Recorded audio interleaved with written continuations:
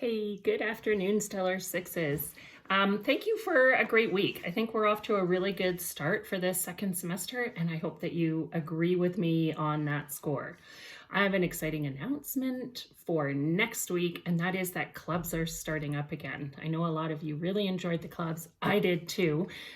So that's exciting. So I have attached the complete clubs list to this post so you can look it over on the weekend and decide, think about which clubs you might want to join. We will also talk about clubs a little bit more on Monday, just so that if you have any questions, you can ask me and I'll do my best to answer them for you.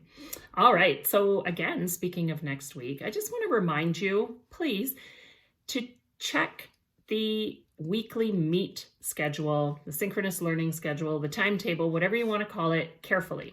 Okay, I do try to keep our routines as predictable as possible. So I try to keep the schedule consistent when I can, but there are times when I need to adjust it for a variety of reasons. Could be group or individual learning needs, or could be a special event, which is the case for next week, but more on that in a second.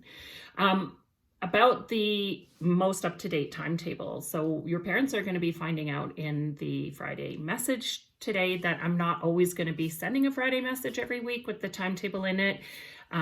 This is just a change that many of the teachers in CBE Learn are making, and I felt that it really fit in nicely with our move towards more independence in learning so that we are really preparing ourselves with the skills we need for grade 6.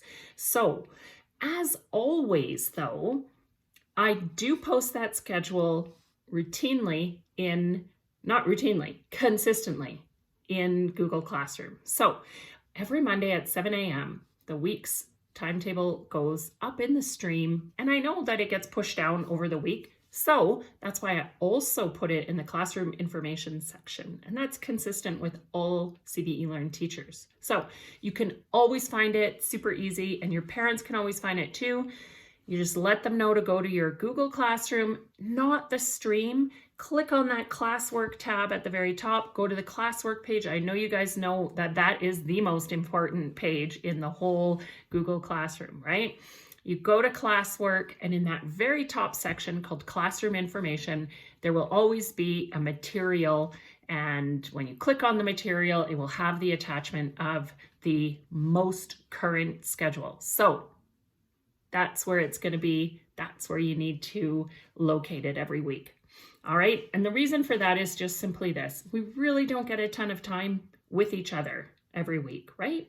Some days we only get 30 minutes. So if you miss that time because you weren't paying attention to the schedule, you didn't have the accurate up-to-date schedule, or you are late, or also you show up at a time when I'm meeting with another group of students and I'm not expecting you to be in that group, then you miss out on important learning opportunities. I miss out on important assessment opportunities. And especially in the case of you coming at a time when you're not expected, that can be disruptive to the other students. So let's just make it our habit to always look in that section in Google Classroom. Make sure we have the most recent one. I always put the week up there with the dates at the very top of the timetable. So you check that, you make sure you're in the right week, set reminders for yourself and your devices or whatever, and make sure that you are there when I expect you to be there. That would be super great. Thank you. Now, I did say there's a slight change next week.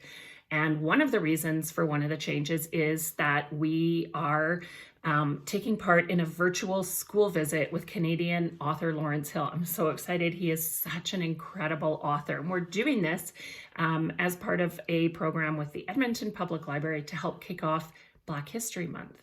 So in this visit, Mr. Hill is going to read from his new book, Beatrice and Croc Harry, but he's also going to tell us about his writing practice, how he writes his novels, and he'll talk about the inspiration for the book, and also the importance of his contribution to our understanding, Canadians' overall understanding of Black history in Canada, because some of the books that he's written that are geared for adults, many of them are really, really important for our understanding of Black history, specifically in Canada. So great opportunity for us to hear about hear a professional writer speak, and to learn about the writing process as we are working on our own creative writing.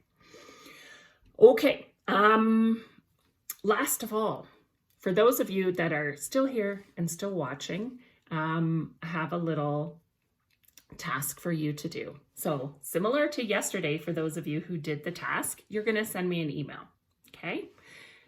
The subject line in this one is going to say Borg, B-O-R-G, okay? That is also a Star Trek reference. I have many, so get used to them. And yeah, please just put that in the subject line. So last time, a few of you sent me an email and you put in the subject, hello, or hi, Miss Clark. And then in the body, you put the word or the letters that I asked you to put. That just means I have to go and open the email and look for that and go, oh, okay, they did it. When I say just put that in the subject line, that's it. You're going to do two things. You open the email and put my name in 2, my email address in the 2, and then in the subject, Borg, B-O-R-G, and send. That's it. All right. Thank you. Let's see how many people do it. It's kind of a fun experiment, and it's kind of like a little inside joke for those of us that watch to the end of the video and follow through on it. So thank you. Have fun. See you on Monday. Bye.